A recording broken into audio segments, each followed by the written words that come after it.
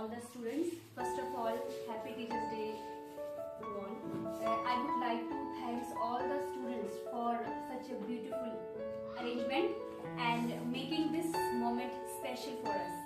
और जैसा कि हमेशा से ही हर एक टीचर को और स्टूडेंट्स को अगर देखा जाए तो साल में अगर किसी स्कूल के किसी फंक्शन का अगर इंतजार रहता है तो हमेशा ही वो आप भी जानते हैं और हम भी जानते हैं, तो वो हमें टीचर्स डे, ठीक है, आप लोगों को भी ये दिन बहुत ऐसा लगता है कि कब आपका टीचर्स डे होगा, क्योंकि आप उस दिन अपने टीचर्स को रिस्पेक्ट, जो भी आपके मन में उनके लिए प्यार है, इज्जत, वो आप इससे प्रेजेंट करते हैं।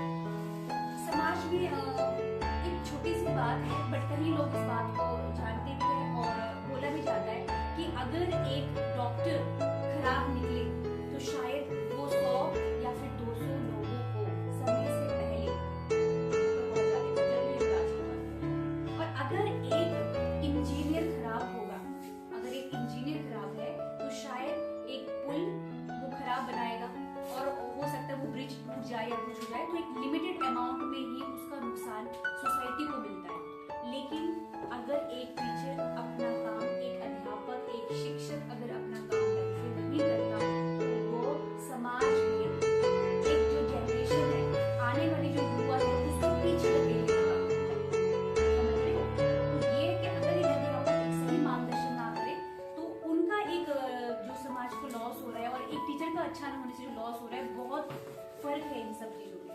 और कहा भी जाता है कि teachers are the nation builder, मतलब कि समाज में तुम आने वाले समय जो भी बनोगे, आप आने वाले समय में जो भी बनेंगे, चाहे कोई टीचर बन रहा है, कोई डॉक्टर बनेगा, कोई इंजीनियर बनेगा, बड़े बड़े मुकाम तक आप पहुंचेंगे, तो उसके पीछे आपके पेरेंट्स और उसके पीछे आपके गुरुजन, आपके शिक्षक, आपके जो टीचर्स हैं, उनका ही योगदान रहता है।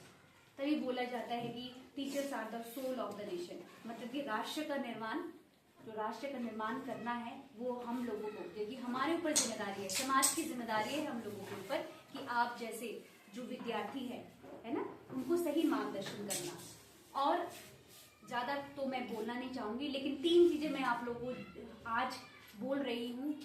चाहती हूँ कि जीवन भर ये 3 बातों को आप हमेशा याद रखें।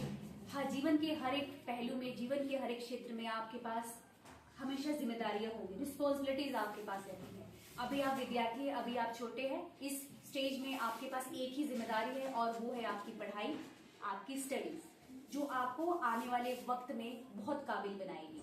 ठीक है, आने वाला समय आपके पास एक चीज देखेगा, समाज आपसे एक ही उम्मीद रखता है। अभी आप छोटे, अभी आप अपने माँ बाप के पास है, अपने पेरेंट्स के पास है, आप कुछ भी महसूस नहीं कर पा रहे हो, लेकिन सच में जब तुम अपने समाज को फेस करोगे ना, जब तुम बड़े हो जाओगे और अपने सोसाइटी को फेस करोगे, तो उस वक्त समाज तुमसे सिर्फ एक ही चीज की उम्मीद रखता है और वो है पावर। समझ रहे हो? और वो पावर, वो वाली पावर नहीं कि वेपन लेके आना है, तुम्हारे पास वेपन है, तुम्हारे पास पावर, वो पावर नहीं बेटा।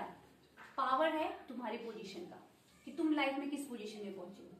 समाज, सोसाइटी तुमसे वही एक्सेप्ट करेगी, वही पूछेगी तुम लोगों को तुम्हारे पास क्या ओहदा है, तुम्हारे पास क्या पोजीशन है, और वो तब तुम्हारे पास हासिल होगा जब तुम अपने जीवन में मेहनत करोगे।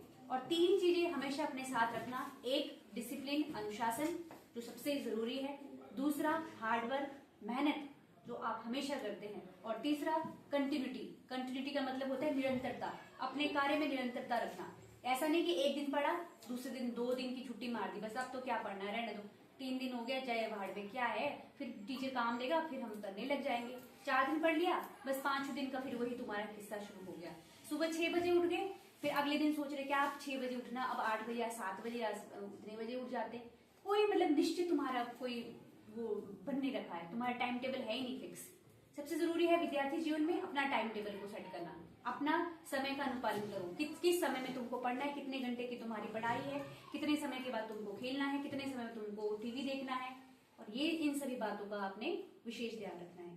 और अंत में दोबारा से दिल की गहराइयों से मैं एक और बात आप सभी का आभार व्यक्त करती हूँ, अभिनंदन करती हूँ। बहुत बहुत धन्यवाद। जय हिंद, जय भारत।